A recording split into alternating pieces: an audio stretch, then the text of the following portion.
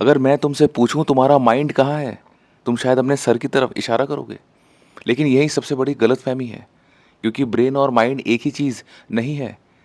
और जो इंसान इन दोनों का फ़र्क समझ लेता है, उसकी पूरी ज़िंदगी देखने का नज़रिया चेंज हो जाता है। साइंस के हिसाब से ब्रेन एक फिजिकल ऑर्गन है, लगभग 86 बिलियन न्यूरॉन्स का नेटवर्क। ये सिग्नल्स प्रोसेस करता है, मेमोरी स्टोर करता है और बॉडी के सिस्टम्स को रेगुलेट करता है। इसे देखा जा सकता है, मेजर किया जा सकता है और इस पर सर्जरी भी की जा सकती है। लेकिन एक सवाल है, एक थॉट का वेट कितना होता है? एक याद का कलर क्या होता है? या फियर और लव आपके शरीर में किस कोने में बैठे हुए हैं? कभी सोचा है? यहीं से माइंड का रहस्य शुरू होता है। मॉडर्न न्यूरोसाइंस मानता है कि सब्जेक्टिव एक्सपीरियंस को सिर्फ न्यूरॉन्स तक रिड्यूस कर देना आसान नहीं। इसी चैलेंज को philosopher hard problem of consciousness कहते हैं। और यही पुरानी विजडम एक अलग दृष्टिकोण भी देती है। वेदांत के अनुसार ब्रेन शरीर का हिस्सा तो है, लेकिन मानस, बुद्धि और अहंकारा एक सटल ऑपरेटिंग सिस्टम की तरह काम करते हैं। मानस विचार पैदा करता है और बुद्धि उस पर निर्णय लेती है। अहंकारा हर अनुभव पर लेबल लगाता रहता है, ये मेरे साथ हो रहा है।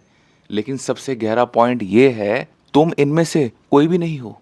तुम वो हो जो पीछे से बैठ के देख रहा है। जब गुस्सा आता है तुम कहते हो मुझे गुस्सा आ रहा है। तुम ये नहीं कहते कि मैं गुस्सा हूं। अंदर कहीं ना कहीं तुम्हें पहले से जानते हो कि गुस्सा एक एक्सपीरियंस होता है और एक्सपीरियंस करने वाला कुछ और।